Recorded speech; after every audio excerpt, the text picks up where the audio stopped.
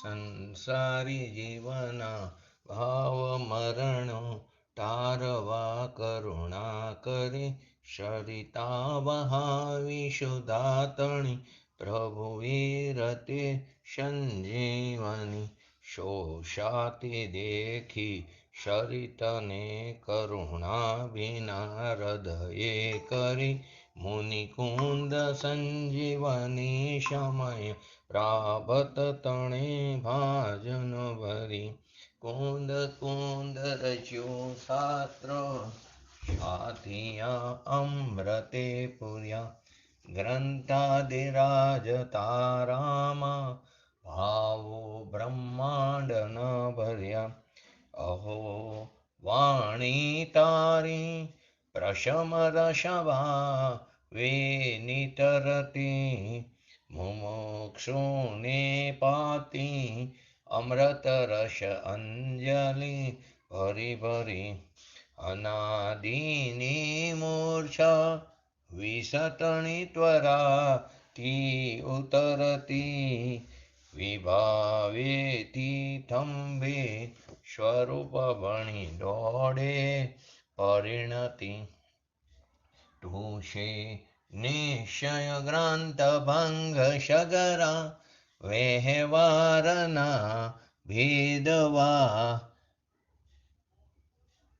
તું પ્રજ્ઞા ચીણી જ્ઞાનને ઉદયની સંદેશહું છેદવા સાથી સાધકનો તુમ્હાનું જગનો સંદેશ મહાવીરનો વિષામ ભવક્લાંતના હૃદયનો તો પંથ મુક્તિતણો શોણે તને રસનિબંધ શિથિલ થાય જાણે તને હૃદય જ્ઞાની તણા જણાય તો રોચતા જગતની રુચિ આરસે સો તુરી સતા શકલ જ્ઞાયક દેવ રીજે બનાવું પત્ર કુંદનના રત્નોના અક્ષરો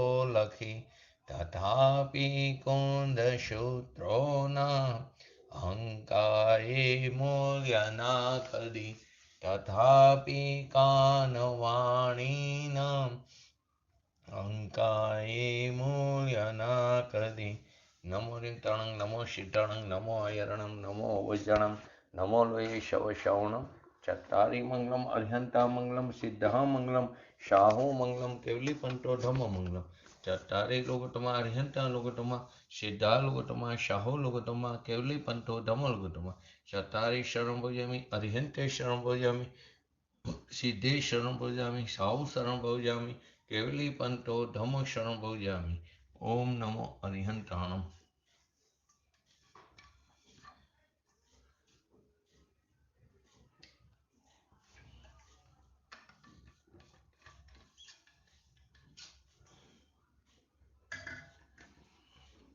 ઘણા લાંબા સમય બાદ આપણો સ્વાધ્યાય શરૂ થયો છે. લગભગ 1 મહિનાથી ઉપરનો સમય થઈ ગયો. સોનગઢની પ્રતિષ્ઠા અને શિફ્ટિંગને કારણે ઘર શિફ્ટિંગને કારણે હું અવેલેબલ નહોતો. તો આપણે શ્રી સમયસાર શાસ્ત્ર ગ્રંથાદિરાજનો સ્વાધ્યાય રનિંગ વિષય છે. એમાં આપણે 50 થી 55 જેને પૂજ્ય ગુરુદેવશ્રી ઉકરડો કહેતા 29 બોર્ડનો ઉકેડ્યો એનો સ્વાધ્યાય ચાલી રહ્યો છે. તો એની અંદર પહેલા 36 નંબરનો જે કરશ હતો એ કરશને અનુસંધાને આ 50 થી 55 નંબરની ગાથા છે. તો જે કરશ હતો 36 નંબરનો એમાં હતો વેતન ચેતન જેનો સાર છે કેવર છે જીવ. ચેતન જેનો સાર છે કેવર તે છે જીવ. તે સૌ છોડીને બધા પૂતગલમય અજીવ. શું કહેવા માંગે છે આચાર્ય ભગવંત? કે જેનું સર્વસ્વ કે જેનો સાર ચૈતન્ય શક્તિથી વ્યાપ્ત છે તે જીવ માત્ર એટલો છે, કેમ કે આ ચૈતન્ય શક્તિથી શૂન્ય જે પણ એ અન્ય ભાવો છે. જેની અંદર ચૈતન્ય શક્તિનો અભાવ છે તે બધા કેવા છે? અન્ય ભાવો છે. કઈ? આ ચૈતન્ય શક્તિથી. તે બધા પૌદ્ગલિક છે, પૂતગલજન્ય છે, પૂતગલમય છે, અને છેલ્લે કીધું પૂતગલ જ છે.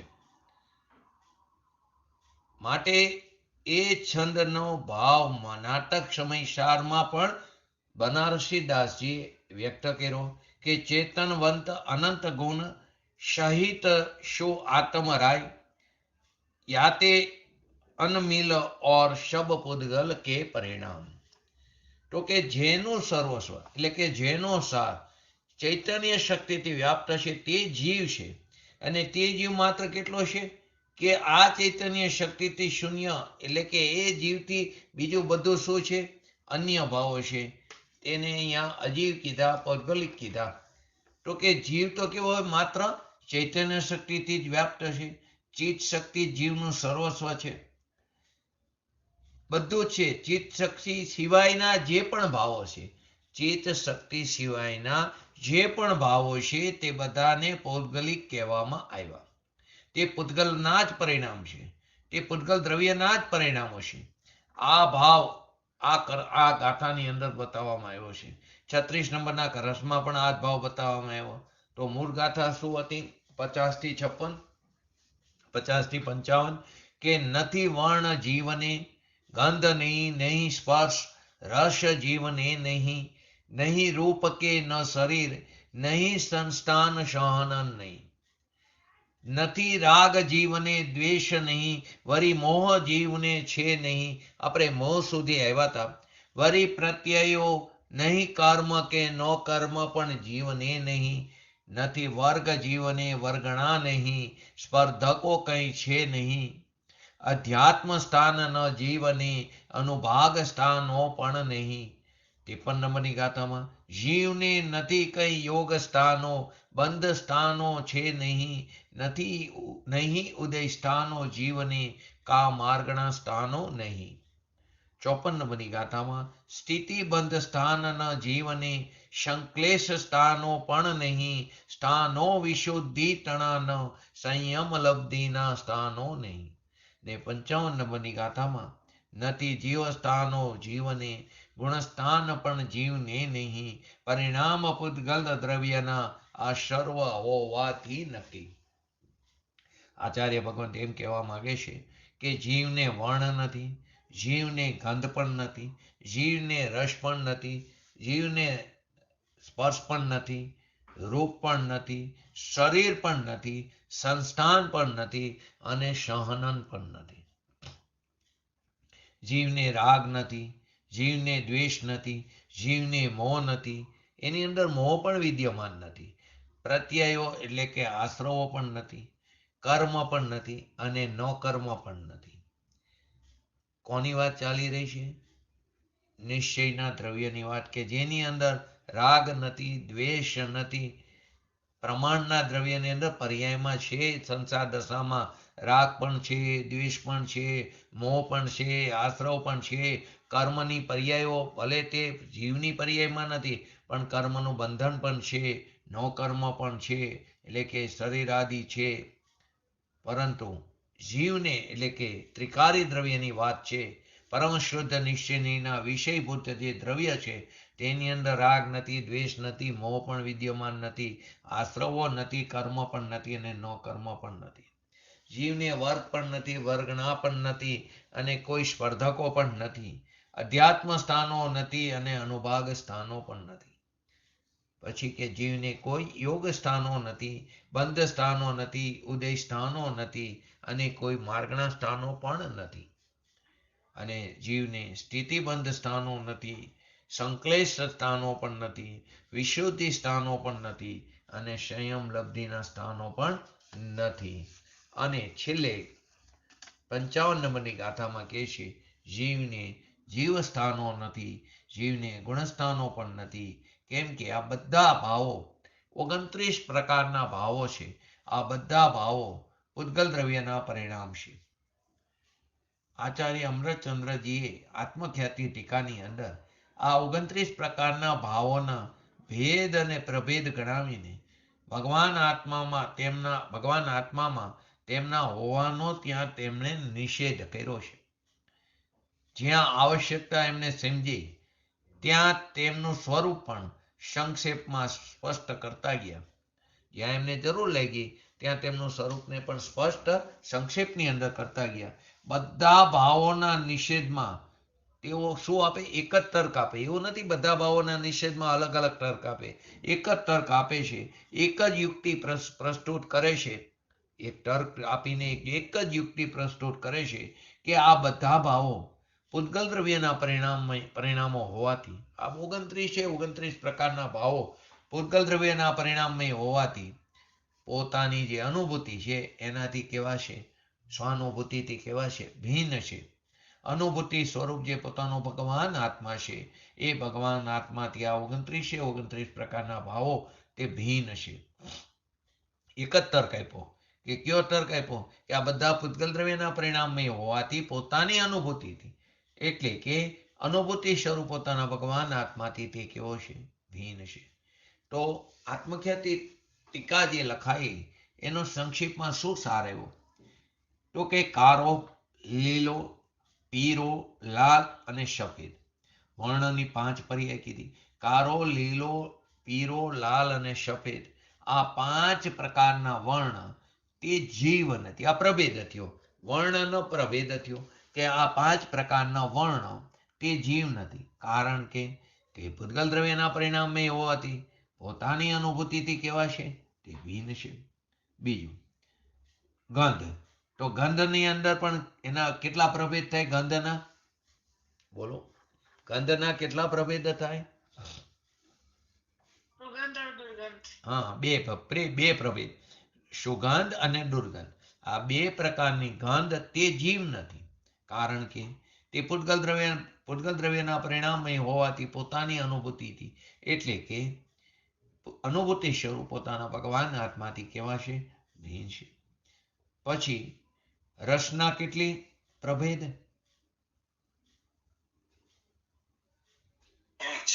ક્યાં ક્યાં? બરાબર છે.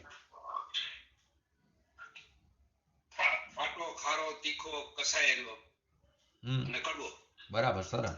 કડવો, કસાયેલો, તીખો, ખાટો અને મીઠો આ 5 પ્રકારના રસ તે જીવ નથી. કારણ કે તે પૂતગલ દ્રવ્યના પરિણામમય હોવાથી પોતાની અનુભૂતિથી ભિન્ન છે. પછી સ્પર્શની કેટલી પર્યાય? એટલે કેટલા પ્રભેદ?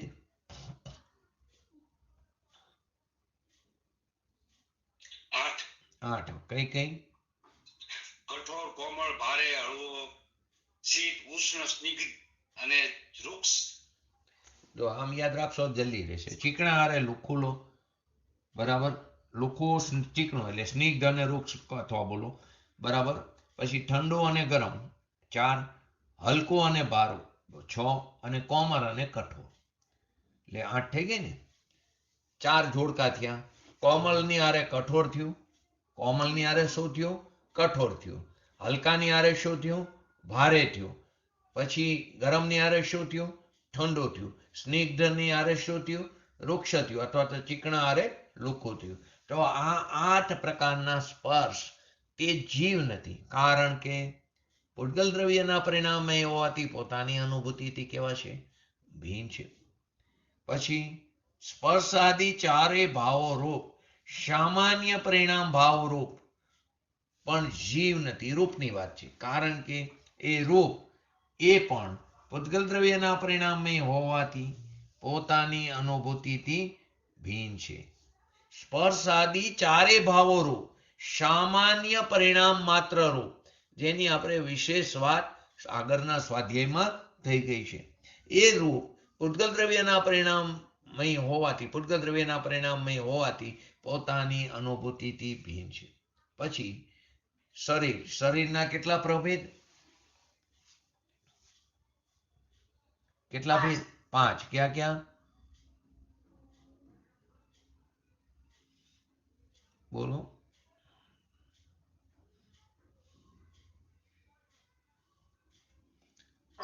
તેજસ, કાર્બન, આહારસ અને નહીં નહીં, ઔદારિક ને પરમ ઔદારિક બે બે જ નથી, એક જ થયું બે.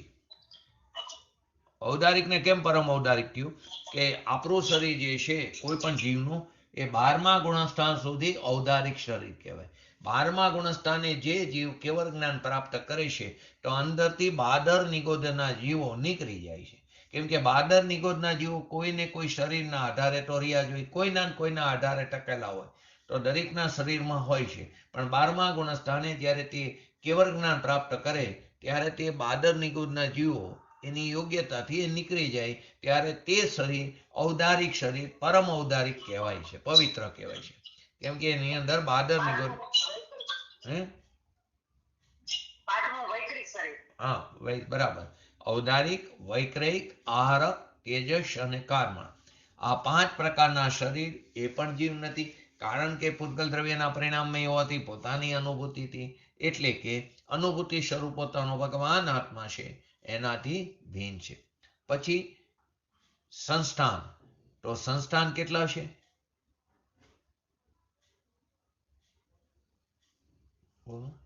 એટલે ફરી વાર રિપીટ કરું કેમ કે ટાઈમ ઘણો થઈ ગયો હતો ને, ગેપ ઘણો પડ્યો. નામ નો આવડે કઈ નહીં, નામ નો આવડે કઈ નહીં. એના કેટલા ભેદ છે? પ્રભેદ 6. કેટલા છે? 6 પ્રકારના સંસ્થાન. સમ ચતુરસ, જો તમારે જયંતિભાઈ કોઈ જગ્યાએ 2 ભેગું લખ્યું છે પણ ખરેખર 6 છે. સમ ચતુરસ, ન્યગ્રોધ, પરિમંડળ, પછી સ્વાતિ, કુબ્જક, વામન અને હુંડક. ક્યાંક ભેગું લખેલું છે એટલે 5 તમે બોલ્યા. પણ આ 6 પ્રકારના સંસ્થાન એ પણ જીવ નથી. કારણ કે પૂતગલ દ્રવ્યના પરિણામે હોવાથી તર્ક તો એક જ છે કે તે પોતાની અનુભૂતિથી ભિન્ન છે. પછી સહનન એ પણ 6. વ્રજ વૃષભ નારાજ, વ્રજ નારાજ, નારાજ, અર્ધ નારાજ, કિલિકા અને અસન પ્રાપ્તા સ્પૃપાટિકા, આ 6 પ્રકારના સહનન એ પણ જીવ નથી. કારણ કે બધા પૂતગલ દ્રવ્યના પરિણામે હોવાથી પોતાની અનુભૂતિથી ભિન્ન છે. પછી આગળ પ્રીતિરૂપ રાગ, જ્યાં આપણે આવ્યા હતા, અટકાતા દ્વેષમાં અટકાતા. પ્રીતિરૂપ રાગ એ પણ જીવ નથી. કારણ કે તે પૂતગલ દ્રવ્યના પરિણામે હોવાથી પોતાની અનુભૂતિથી ભિન્ન છે. પછી દ્વેષ, તો એમાં અપ્રીતિરૂપ દ્વેષ એ પણ જીવ નથી. કારણ કે તે પૂતગલ દ્રવ્યના પરિણામે હોવાથી પોતાની અનુભૂતિથી ભિન્ન છે. પછી 11મો યથાર્થ તત્વની અપ્રતિપત્તિરૂપ. યથાર્થ તત્વની અપ્રતિપત્તિરૂપ એટલે કે મિથ્યાત્વ રૂપી મોહ એ પણ જીવ નથી. મિથ્યાત્વ રૂપ મોહ એ પણ જીવ નથી. કેમ કે તે પૂતગલ દ્રવ્યના પરિણામે હોવાથી પોતાની અનુભૂતિથી ભિન્ન છે. યથાર્થ તત્વની અપ્રતિપત્તિ રૂપ એટલે કે મિથ્યાત્વ રૂપી મોહ.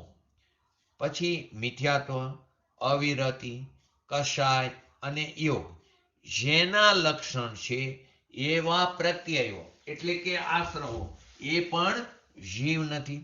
મિથ્યાત્વ, અવિરતિ, કષાય અને યોગ એ જેનું લક્ષણ છે એવા આશ્રવો એ પણ જીવ નથી.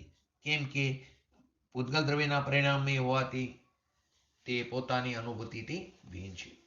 પછી 8 પ્રકારના કર્મ, જ્ઞાનાવણીય, દર્શનાવણીય, મોહનીય, અંતરાય, આયુ, ગોત્ર, નામ, વેદનીય, તો એ 8 કર્મ તે જીવ નથી, ઘાતી અને અઘાતી.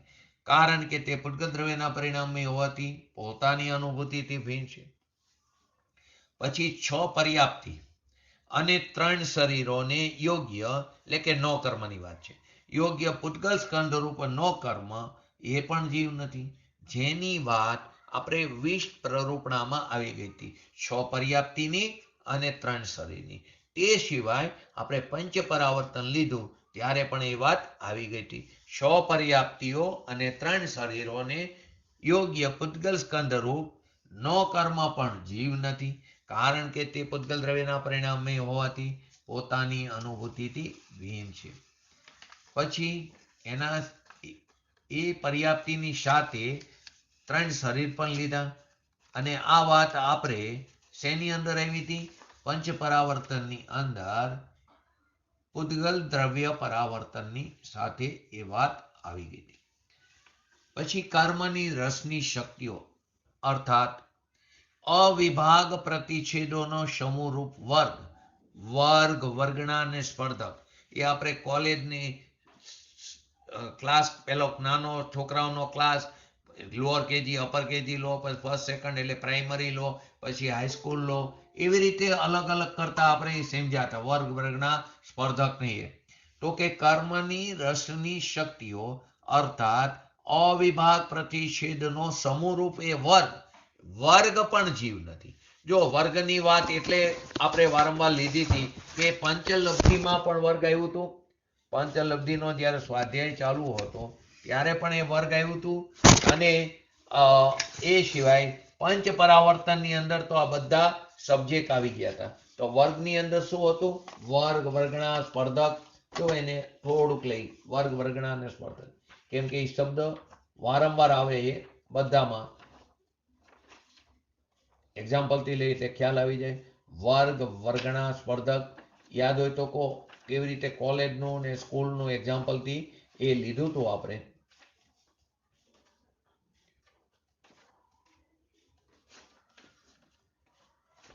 કેમ કે કોઈ પણ કરુણાનિયોગ સમજવું હોય ત્યારે આ વાત આવે, વર્ગ, વર્ગણા, સ્પર્ધક. એનું કારણ છે કેમ કે એની અંદર આ બધું આગળ આવે કે વર્ગનો સમૂહ, વર્ગણા, પછી વર્ગણાનો સમૂહ સ્પર્ધક, અને આ એના સ્પર્ધકના પણ ભેદ પડે છે. તો એ બધી વસ્તુ તેની અંદર આવે છે.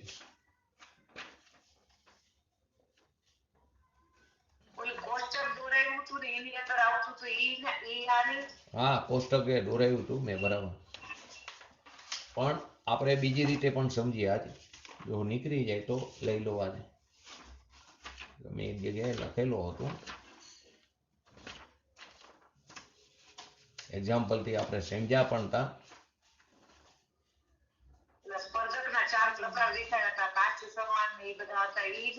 ઈ જુદો, એ સ્પર્ધકના ભેદ, ઈ તો આપણે સમજ્યા હતા પંચલબ્ધિ વખતે કે કેવર જ્ઞાનાવણીયનો એનું જ્યારે સમજ્યા ને ત્યારે એ આખું સમજ્યા હતા આપણે. સેલ, અસ્થિ, દારૂ, લત્તા એ બધું સમજ્યા હતા. એ સ્પર્ધકના જ ભેદ હતા.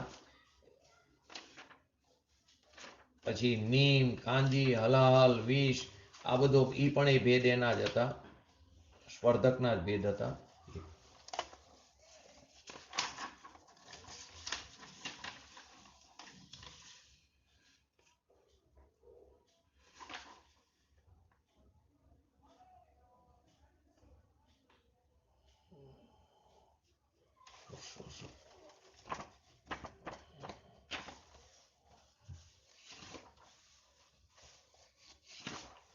જો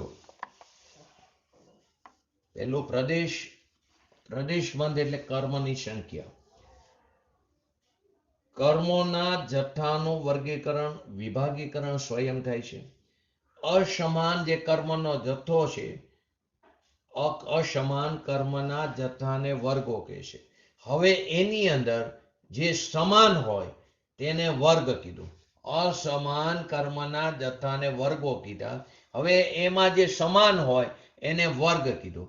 ને આવા ઘણા બધા વર્ગ અને સમૂહ હોય એને વર્ગણા કીધી.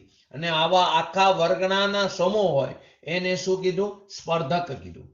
અને સ્પર્ધકોનો જે સમૂહ છે એને નિષેક કીધું. ફરી વાર ક્યાંથી થયું? વર્ગ, વર્ગણા, સ્પર્ધક, નિષેધ અને નિષેક.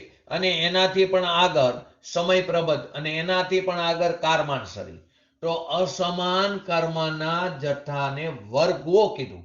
પેલું ધોરણ, બીજું ધોરણ, ત્રીજું ધોરણ, ચોથું ધોરણ, બધો વર્ગ થયા. હવે એમાં જે સમાન હોય તો કે ખબર, પહેલી વાર આપણે નાના હતા તો પહેલા ધોરણના પણ 4 ક્લાસ હોય તો એ પહેલું જ ધોરણ કહેવાય. તો તેમાં જે સમાન હોય એને વર્ગ કીધો.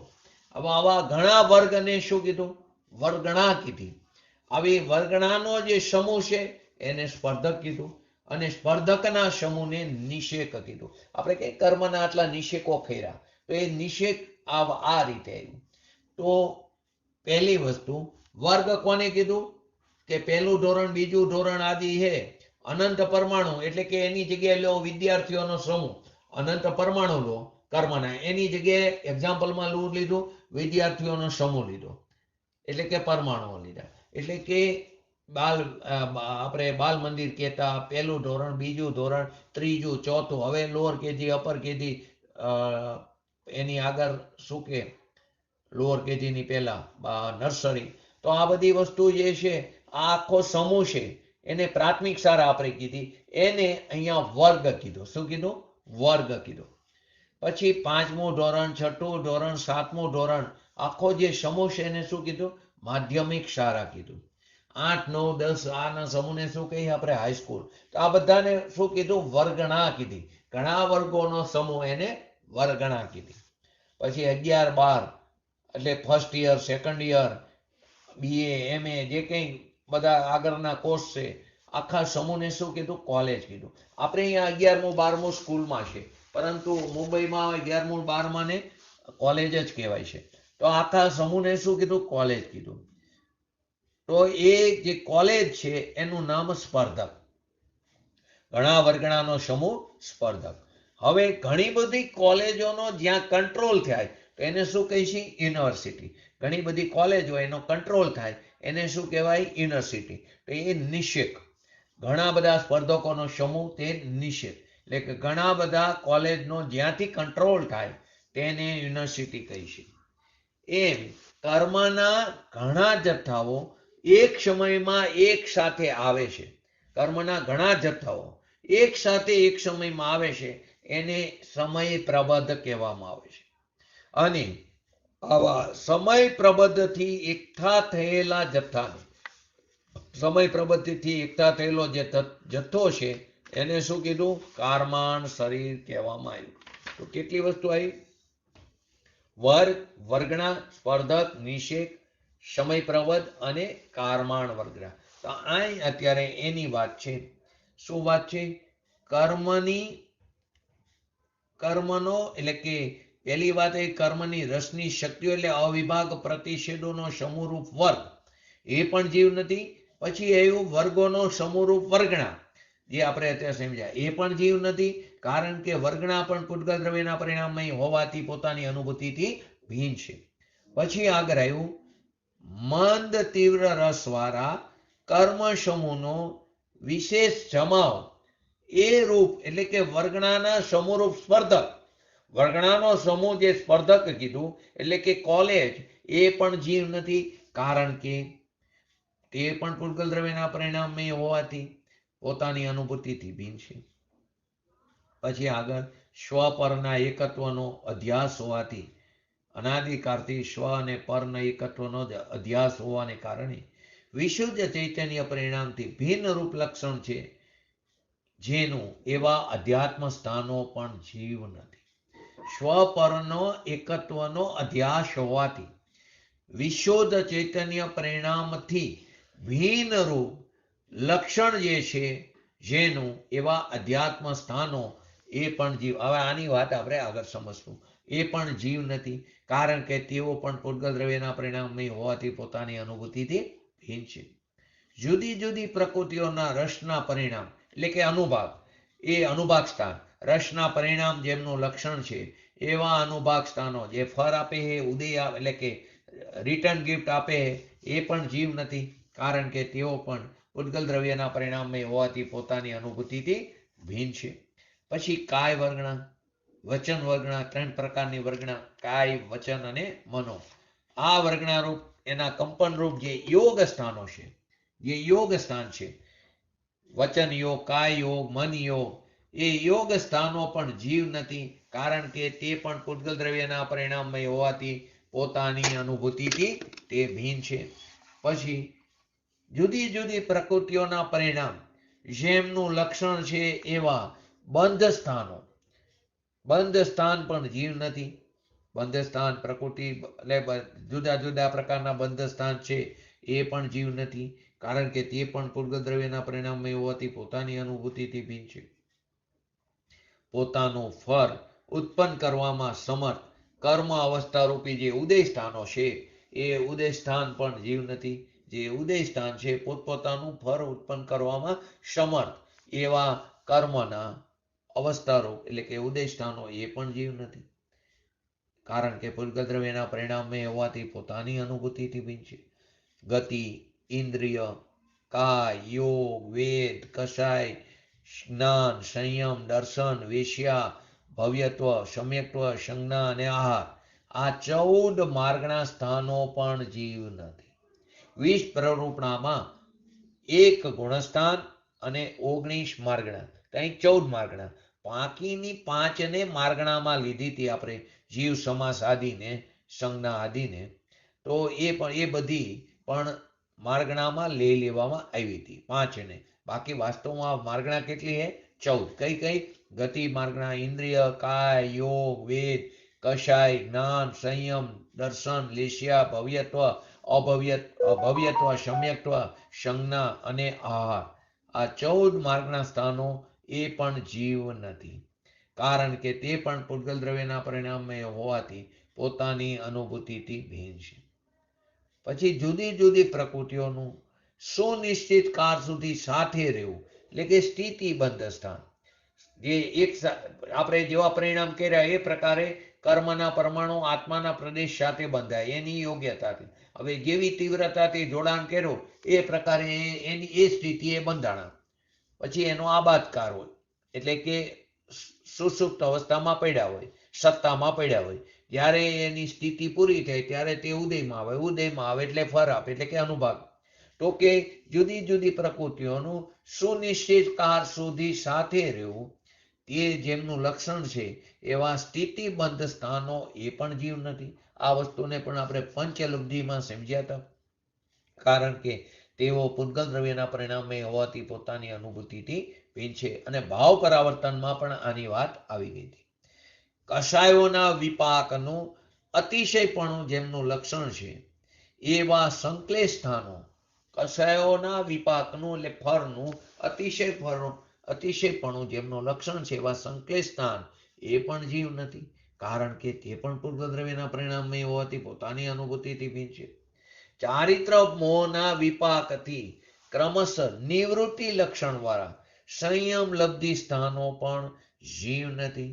ચારિત્ર મોહના વિપાકની ક્રમશઃ નિવૃત્તિ એટલે ચારિત્ર મોહનું જે ફળ છે એનાથી ક્રમશઃ નિવૃત્તિ એવા લક્ષણ વાળા સંયમ લબ્ધિ સ્થાનો એ પણ જીવ નથી. કારણ કે તે પણ પૂતગલ દ્રવ્યના પરિણામે હોવાથી પોતાની અનુભૂતિથી ભિન્ન છે. પછી પર્યાપ્ત, અપર્યાપ્ત એવા બાદર, સૂક્ષ્મ, એકેન્દ્રિય, બેન્દ્રિય એટલે કે 14 પ્રકારના જીવ સ્થાનો એ પણ જીવ નથી. જીવસ્થાનો પણ જીવ નથી. એકેન્દ્રિય થી પંચેન્દ્રિય 5, બધામાં પર્યાપ્ત, અપર્યાપ્ત અને સાથે બાદર અને સૂક્ષ્મ. તો પર્યાપ્ત અને અપર્યાપ્ત એવા બાદર, સૂક્ષ્મ, એકેન્દ્રિય એટલે એકેન્દ્રિયના 4 થયા. બાદર અને સૂક્ષ્મ. એકેન્દ્રિય, બાદર, એકેન્દ્રિય, સૂક્ષ્મ એટલે 2. એવી રીતે સંજ્ઞી અને અસંજ્ઞી પંચેન્દ્રિયના થયા. તો એ પ્રકારે 14 જીવસ્થાનો. તો પર્યાપ્ત અને અપર્યાપ્ત એવા બાદર, સૂક્ષ્મ, એકેન્દ્રિય, પછી 2 ઇન્દ્રિય, 3 ઇન્દ્રિય, ચતુર્ઇન્દ્રિય અને પંચેન્દ્રિયમાં 2 સંજ્ઞી અને અસંજ્ઞી તેવા લક્ષણવાળા જીવસ્થાનો એટલે કે 14 જીવસ્થાનો. એ 20 પ્રરૂપણામાં પહેલું પ્રરૂપણા આપણે જીવસ્થાન લીધી હતી. એ જીવ નથી. કારણ કે તેઓ પણ પૂતગલ દ્રવ્યના પરિણામે હોવાથી પોતાની અનુભૂતિથી ભિન્ન છે. પછી 14 ગુણસ્થાન, મિથ્યા દ્રષ્ટિ, સાંસાદ સમ્યક દ્રષ્ટિ, સમ્યક મિથ્યા દ્રષ્ટિ, અસંયત સમ્યક દ્રષ્ટિ, સંયતા સંયત એટલે કે સંયમા સંયમ, પ્રમત્ત સંયમ, પ્રમત્ત સંયતકો, અપ્રમત્ત સંયતકો, અપૂર્વકરણ, ઉપશમક તથા શપક. અપૂર્વકરણના 2. અનિવૃત્તિ બાદર સંપ્રાય એમાં પણ ઉપશમ અને ક્ષપક 2 શ્રેણી લીધી. સૂક્ષ્મ સંપ્રાયમાં પણ ઉપશમક અને ક્ષપક. પછી ઉપશાંત કસાય, પછી ક્ષીણ કસાય, પછી સંયોગ કેવરી અને અયોગ કેવરી એટલે 14 ગુણસ્થાન. એવા ભેદ વાળા ગુણસ્થાનો પણ જીવ નથી. કારણ કે તેઓ પૂતગલ દ્રવ્યના પરિણામે હોવાથી પોતાની અનુભૂતિથી ભિન્ન છે. આ ટોટલ આ પ્રકારના 29 ભાવો થયા. કેટલા થયા? 29. પ્રભેદ ગણો તો વધી જાય. 29 ભાવો મુખ્ય. એ 29 પ્રકારના ભાવોને પૂજ્ય ગુરુદેવ વારંવાર પ્રવચનમાં કહેતા ઉકેડો હે. 29 નો ઉકેડો. આ 29 પ્રકારના ભાવો બધા પૂતગલ દ્રવ્યના પરિણામે હોવાથી પોતાની અનુભૂતિથી કેવા છે? ભિન્ન છે. આચાર્ય અમરચંદ્રજીની ટીકામાં તેઓ પૂતગલ દ્રવ્યના પરિણામે હોવાથી પોતાની અનુભૂતિથી ભિન્ન છે એ વાક્ય 29 વાર, કેમ કે તર્ક એક જ આપ્યો, યુક્તિ એક જ આપી, વારંવાર એક કહેવાનું કે એ હેતુ વાક્ય જે આ ઉપર આપણે 29 પ્રકારના જે ભાવો લીધા એ ભાવોમાં જીવત્વનો નિષેધ કરવા માટે લખવામાં આવ્યું છે. તેઓ પોતાની અનુભૂતિથી ભિન્ન છે એ વાક્ય પૂતગલ દ્રવ્યના પરિણામે હોવાથી પોતાની અનુભૂતિથી ભિન્ન છે. આ વાક્યને 29 વાર ફરી ફરી કહેવામાં આવ્યું. તર્ક એક જ આપ્યો. કેમ એનો હેતુ કેમ હતું કે તે એ ભાવો જે 29 પ્રકારના ભાવ છે એમાં જીવત્વનો નિષેધ કરવા માટે લખવામાં આવ્યો. આખી ટીકાની અંદર અત્યંત સ્પષ્ટ વાત બતાવી છે. માટે એમાં વિશેષ આવશ્યકતા તો પૂજ્ય ગુરુદેવશ્રીના પ્રવચનના આધારે આપણે સમજશું, પણ શોર્ટમાં આ સમજ્યા. એની અંદર રૂપ અને વર્ણ આ બંને શબ્દો પર્યાયવાચી શબ્દો તરીકે કહેવાય છે. બંને ખરેખર તો કેવા છે? પર્યાયવાચી શબ્દ તરીકે કહેવાય છે. પણ અહીંયા 5 પ્રકારના રંગોને પણ વર્ણ કહેવામાં આવ્યો. 5 પ્રકારના રંગને શું કહેવામાં? વર્ણ કીધો. વર્ણ, રસ, ગંધ અને સ્પર્શ એ ચારેના મળેલા રૂપને રૂપ કીધું. માટે આપણે શું કીધું? સ્પર્શાદી ચારેય ભાવ. તો કે રૂપ અને વર્ણ બંને શબ્દો પર્યાયવાચી શબ્દો તરીકે છે. પણ અહીંયા 5 પ્રકારના રંગોને વર્ણ કીધો અને વર્ણની સાથે રસ, ગંધ અને સ્પર્શ એ ચારેયના મળેલા રૂપને રૂપ કહેવામાં આવ્યું. માટે 29 બોલમાં પહેલો બોલ વર્ણનો છે અને 5મો બોલ રૂપનો છે. અધ્યાત્મ શબ્દનો આત્મજ્ઞાનના અર્થમાં ઉપયોગ કરવામાં આવ્યો છે. અધિ એટલે જાણવું અને આત્મ એટલે આત્માને અધિક જાણવું. આમ આત્માને જાણવું તેનું નામ જ અધ્યાત્મ કહેવામાં આવ્યું છે. અને માટે આત્મજ્ઞાન જ અધ્યાત્મ છે. પોતાના આત્માનું જ્ઞાન, ભાવસ્ફૂર્ત જ્ઞાન એ જ અધ્યાત્મ જ્ઞાન છે. પણ અહીં સ્વ અને પરમાં એકત્વના અધ્યાસને અધ્યાત્મ સ્થાન કીધું છે અને તેને વિશોધ ચૈતન્ય પરિણામથી ભિન્ન બતાવ્યું છે. એ વાતને આપણે આગળ લીધી. આ 29 પ્રકારના ભાવોનું વિશેષ જો જોવું હોય તો ગોમટસારની અંદર પણ બતાવવામાં આવ્યું છે. તેને ત્યાં સ્વરૂપને વિસ્તારથી ગોમટસારની અંદર પણ બતાવવામાં આવ્યું છે. આ ગાથાની ટીપકા સમાપ્ત કરીને આચાર્ય અમરચંદ્રજીએ 37 નંબરનો કળશની રચના કરી. હવે આપણે જ્યાંથી અટકાતા મોહ આદિથી ત્યાંથી આપણે આગળ આ ગાથાને લઈએ પૂજ્ય ગુરુદેવ શ્રીના પ્રવચનોના આધારે. તો એની અંદર શું આવ્યું હતું? જે પ્રીતિરૂપી રાગ છે તે બધો જીવ નથી. રાગ તે જીવ નથી. તો પ્રશ્ન થાય, રાગ તો થાય છે સર જીવમાં. જ્યાં જ્યાં રાગ છે ત્યાં જીવ છે. જ્યાં જ્યાં રાગ છે ત્યાં જીવ છે. પણ જ્યાં જીવ છે ત્યાં રાગ હોય તે અને ન પણ હોય. કેવી રીતે સમજાવજો? આ વાક્યને સમજવું હોય તો કેવી રીતે થશે? ફરી વાર, જ્યાં જ્યાં રાગ છે ત્યાં જીવ છે અને જ્યાં જ્યાં જીવ છે ત્યાં રાગ હોય તે અને ન પણ હોય. ભગવાન છે બરાબર, પણ કઈ રીતે સમજ? બરાબર વાત, બરાબર. રાગ દ્વેષ રહિત છે ભગવાન. બરાબર. જ્યાં જ્યાં રાગ છે તો રાગ કોનામાં છે? 6 દ્રવ્યમાં. બોલો. સંસારી જીવને. જીવમાં છે ને. સંસારી મુક્તની વાત ન કરો, પણ ક્યાં ક્યાં છે? જીવમાં. જો રાગ હોય તો એ જીવ જ હોય. અહીંયા પછી પૂતગલ નો હોય, આકાશ દ્રવ્યનો હોય, કા દ્રવ્યનો હોય, ધર્મ દ્રવ્ય, ધર્માષ્ટિકાયનો હોય, અધર્માષ્ટિકાયનો હોય, ત્યાં શું હોય? ખાલી જીવ જ હોય. એટલે જ્યાં રાગ છે ત્યાં જીવ છે. હવે જ્યાં જીવ છે ત્યાં રાગ હોય તે ન પણ હોય. તો સંસારી જીવ હોય તો રાગ હોય, મુક્ત જીવ હોય તો રાગ ન હોય. તો જીવ છે ત્યાં રાગ હોય તે અને ન પણ હોય. પરંતુ રાગ છે ત્યાં જીવ છે. જેવી રીતે જ્યાં જ્યાં ધુમાડો છે ત્યાં અગ્નિ જ હોય. જ્યાં જ્યાં ધુમાડો હોય ત્યાં અગ્નિ જ હોય. અગ્નિ હોય ત્યાં ધુમાડો હોય તેને ન પણ હોય. એવી રીતે આ રાગ અને જીવને સમજ્યા છે. તો જે પ્રીતિરૂપ રાગ છે તે બધો જીવ નથી. આત્મા તો કેવો છે? જ્ઞાન અને આનંદ સ્વરૂપથી ભરેલો છે. એમાં જે પ્રીતિરૂપી રાગ ઉઠે છે એટલે કે શુભ કે અશુભ રાગ. રાગ પણ બે પ્રકારના, શુભ અને અશુભ. એ જીવના સ્વરૂપમાં નથી. હવે આમાં શુભ રાગ કયો અને અશુભ રાગ કયો? શુભ રાગ એ પ્રીતિરૂપ હોય અને અશુભ રાગ એ પ્રીતિરૂપ છે. બોલો. અશુભમાં દ્વેષ અને લોભ અશુભ રાગ છે અને બાકીનો દ્વેષ તો જુદી જ વસ્તુ છે. દ્વેષ વસ્તુ જ જુદી છે. રાગના જ બે ભેદ છે. દયાદાન, વ્રત, ભક્તિ એ બધા શુભ અને જે સાંસારિક આપણા જે બધા વિષય કામ લોભ એ બધું શુભ. અશુભ રાગ એ બધા કેવા છે? અશુભ રાગ. બરાબર. હવે આપણે એને પંચકલ્યાણક ઉપર લો, એને પંચકલ્યાણક ઉપર લો. સરસ ઉજવાણા ને ભૂતો ભવિષ્ય આવી પંચકલ્યાણક જોવા નહીં મળે. એટલી સરસ પંચકલ્યાણક થઈ, ટોટલ તત્વથી ભરપૂર હતી.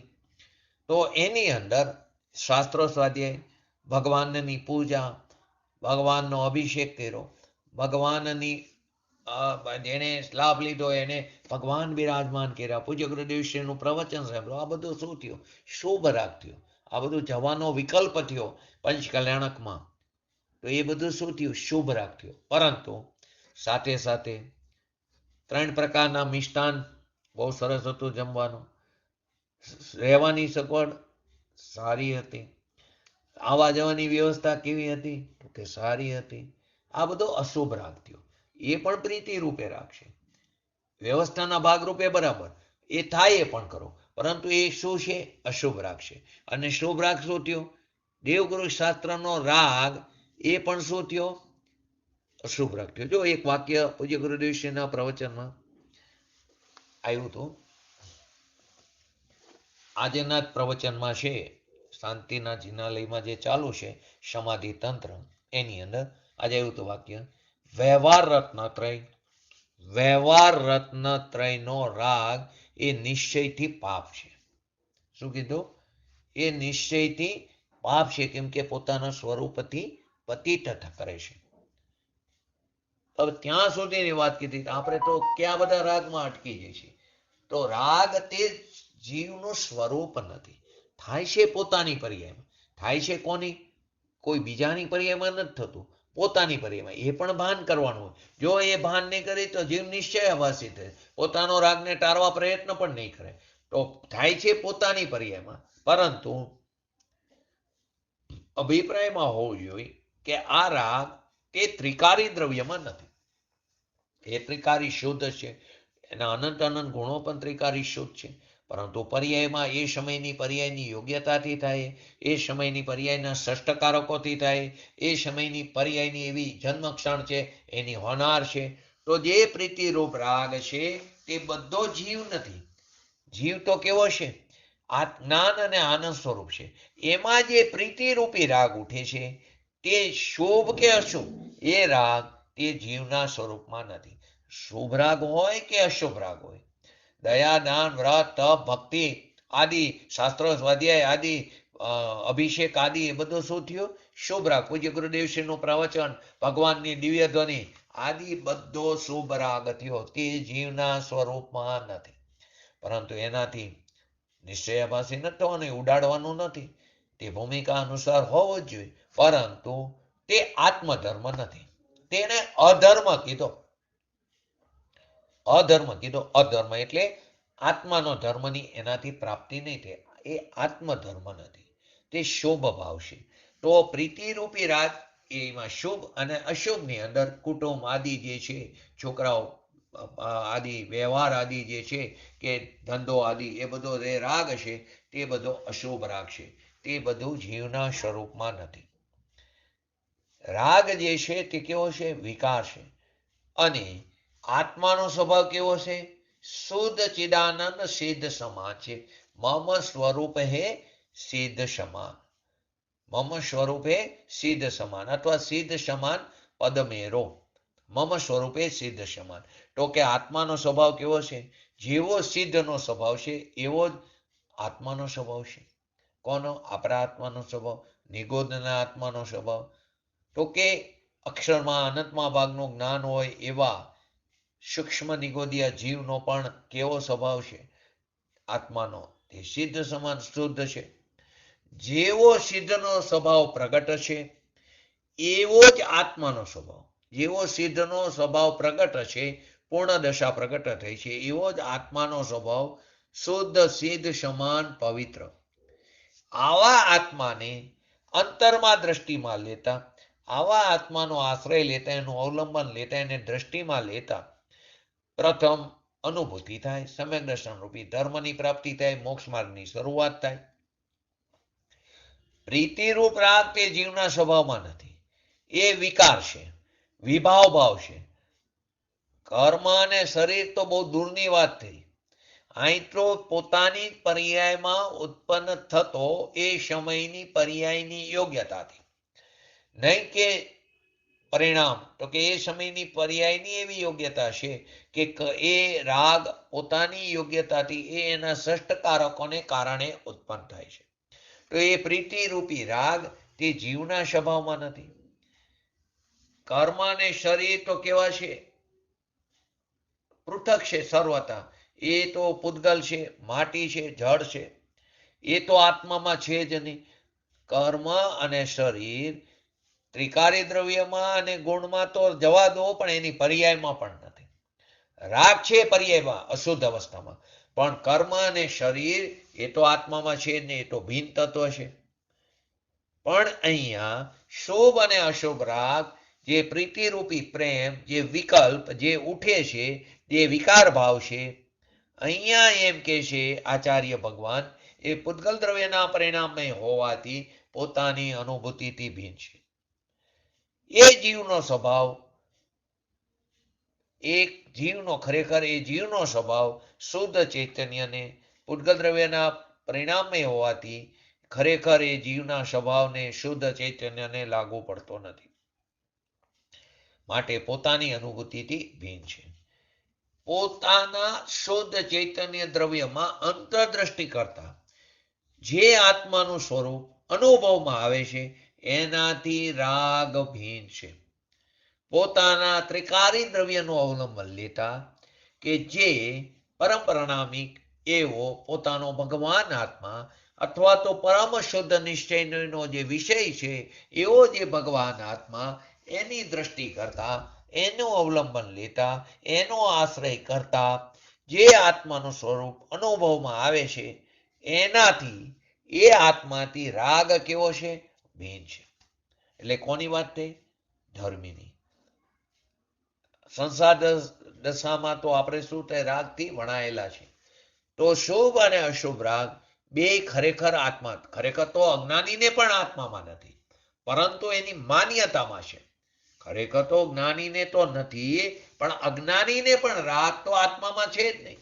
એ તો ત્રિકારી દ્રવ્ય શુદ્ધ છે, ગુણ પણ શુદ્ધ છે. તો કે શુભ અને અશુભ રાગ બે આત્મામાં નથી.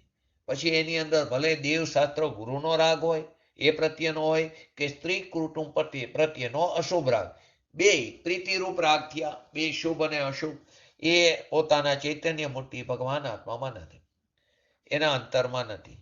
આવા આત્માની અંતરમાં દ્રષ્ટિ કરવી એને ધર્મ કીધો. ત્યાંથી ધર્મની શરૂઆત કીધી, એને સમ્યક દર્શન કીધું, પોતાની અનુભૂતિ કીધી.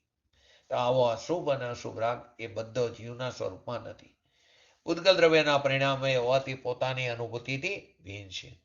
આત્મા જ્ઞાનનો અનુભવ કરે, આત્મા જ્ઞાનનો અનુભવ કરે, પોતાના અંતર શુદ્ધ આત્માનો અનુભવ કરે, એમાં એ રાગની ભિન્નતાનો અનુભવ થાય છે.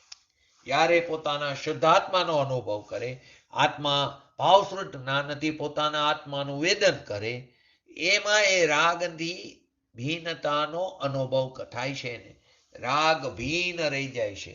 રાગ જે છે તે અંતરના અનુભવમાં આવતો નથી. રાગ ત્યાંથી ભીન રહી જાય છે, એ અંતરના અનુભવમાં આવતો નથી. એને આપણે બીજી લીટીમાં કહીએ, પોતાના સ્વભાવ ઉપર દ્રષ્ટિ કરી, પોતાના સ્વભાવનો અવલંબન લેતા જે વિતરાગ દશા પ્રગટ થઈ, ત્યારે તે સમયે રાગ દ્વેષ આદિ ઉત્પન્ન થતા નથી. તેને આપણે શું કે રાગ દ્વેષનો નાશ કર્યો એમ કહીએ છીએ. ખરેખર રાગ દ્વેષનો નાશ આપણે કરી શકતા નથી, પરંતુ એ ઉત્પન્ન જ થતા નથી. તેને રાગ દ્વેષનો નાશ કર્યો એમ કહેવામાં આવે છે. અનુભવમાં શું આવે? અનુભવમાં પોતાનો ભગવાન આત્મા આવે છે, ને આવા ભગવાન આત્માને એવો જ્ઞાયક મૂર્તિ, ચૈતન્ય મૂર્તિ, એની દ્રષ્ટિના અનુભવમાં એ આવે છે. એ અનુભવથી રાગ ભીન છે, માટે એ આત્માનો રાગ છે નહીં.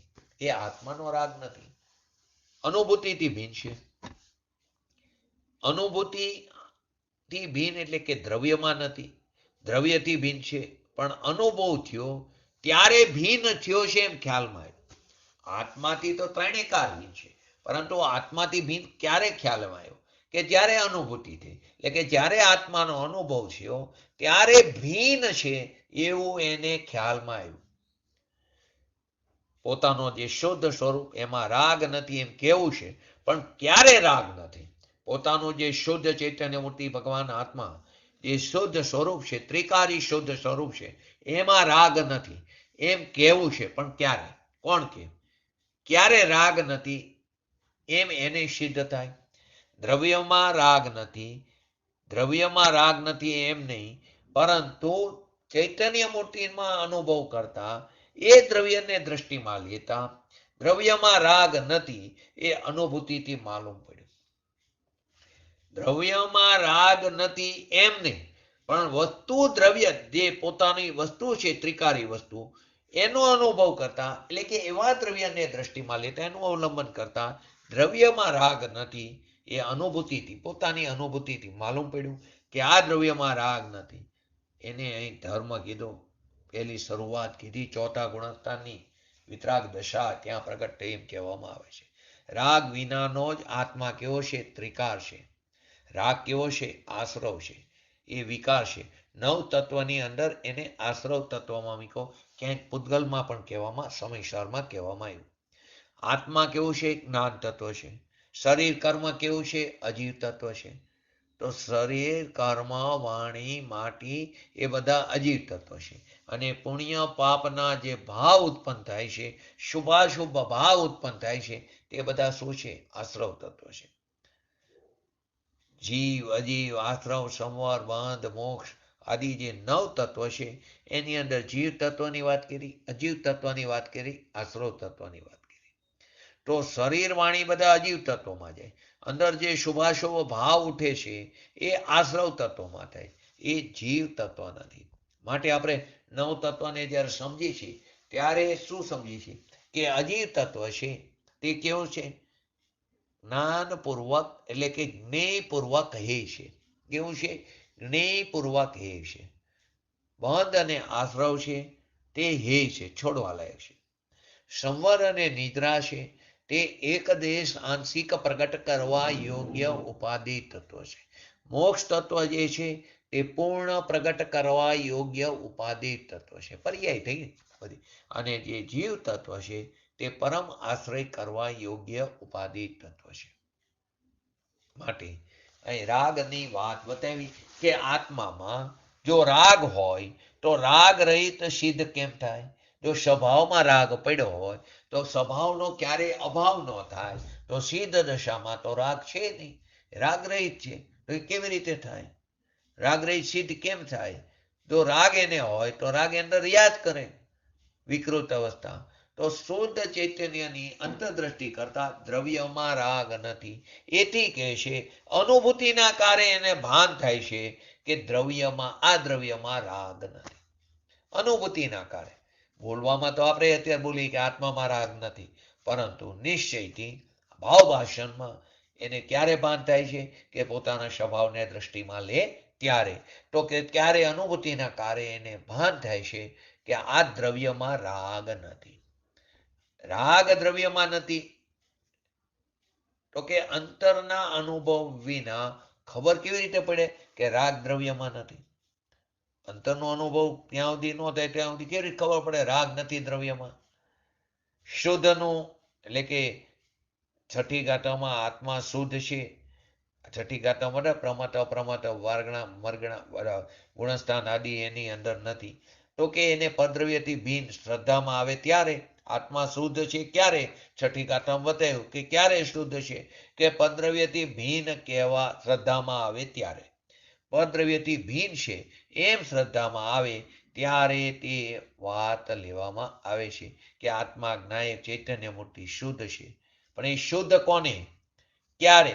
કે પદ્રવ્યથી કર્મથી શરીરને ભીન પાડીને આત્મા ઉપર દ્રષ્ટિ જતા એની સેવા કરતા એટલે કે એને સેવતા, એનું અવલંબન લેતા એટલે કે એની અંદર એકત્વ કરતા એટલે કે એની અંદર એકાગ્ર થતા ત્યારે તો રાગ પણ એમાં આવ્યો નહીં. ત્યારે તેના આત્માને શુદ્ધ કહેવામાં આવ્યો.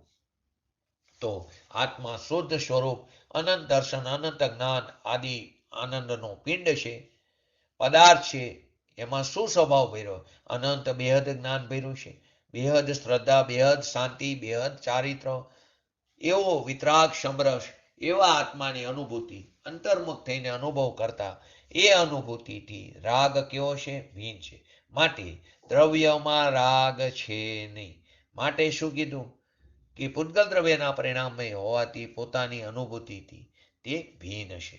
આવો પોતાનો જે ભગવાન આત્મા કે જે વિતરાગ રસથી ભરેલો છે એના ઉપર દ્રષ્ટિ કરીને આપણે પણ આવા પંચ કલ્યાણક જે ખરેખર સમ્યક દર્શનમાં નિમિત્ત રૂપ છે, મોક્ષમાં નિમિત્ત રૂપ છે, એવા પંચ કલ્યાણક આપણે ઉજવીને આવ્યા. આવા તો ઘણા પંચ કલ્યાણક ઉજવા.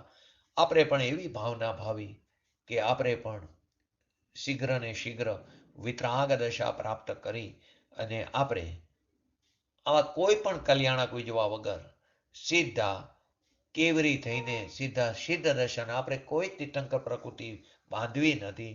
એ પણ એક બંધ છે. એ પણ કેવું છે? ખરેખર તો ઝેર છે, બંધ છે. માટે કે તે બાંધે છે, પરંતુ કરુણા ભાવે તીર્થંકર પ્રકૃતિ બંધાઈ જાય છે કે જેમના નિમિત્તે ઘણા જીવોનો ઉદ્ધાર થાય છે, બંધાઈ જાય છે. પરંતુ જે ભાવે તીર્થંકર પ્રકૃતિ બંધાય એ ભાવના અભાવમાં એનો ઉદય થાય છે. પરંતુ આપણે શીઘ્ર ને શીઘ્ર લોકના અગ્રભાગે તનુવાત વલયમાં સાદી અનંતકાળ સુધી અવ્યાબાદ સુખનો ભોગવટો કરી એવી પરમ વિરલ ભાવના સાથે આજનો એક તત્વ પૂરું કરું. જય જીનેન્દ્ર. બોલો જીનવાણી સ્તુતિ. હા બોલો. यह जिनवाणी के स्तुते प्रभु परमा हम सेवक विनती करे दे माता विनान हे जिनवाणी भारती तो जपो दिन रे जो तेरी शरणाग्रहे सो पारो सुखचैन रावणी के नाम से सुजेलो कालो सोवाणी मस्तक चढ़ो सदा देत होंठो. નમો નિંટાણં નમો સિદ્ધાણં નમો હિરણ્યં નમો વજ્રણં નમો લોય સવસાવણં ચત્તારી મંગલમ અરિહંતા મંગલમ સિદ્ધા મંગલમ શાહો મંગલમ કેવલે પંતો ધમો મંગલમ ચત્તારી લોકટમાં અરિહંતા લોકટમાં સિદ્ધા લોકટમાં શાહો લોકટમાં કેવલે પંતો ધમો લોકટમાં ચત્તારી શરણ ભોજામી અરિહંતે શરણ ભોજામી સિદ્ધે શરણ ભોજામી સાહુ શરણ ભોજામી કેવલે પંતો ધમ શરણ ભોજામી. બોલીએ શ્રી પંચ પરમેષ્ઠી ભગવંતોનો જય હો. બોલીએ શ્રી જીનવાણી માતનો જય હો. બોલીએ શ્રી પરમ જય પરમ ઉપકારી શ્રી સદગુરુ દેવનો જય હો. બોલીએ શ્રી પ્રસમમૂર્તિ ભગવતી માતનો જય હો. બોલીએ શ્રી સનાતન જૈન દિગંબર ધર્મનો જય હો.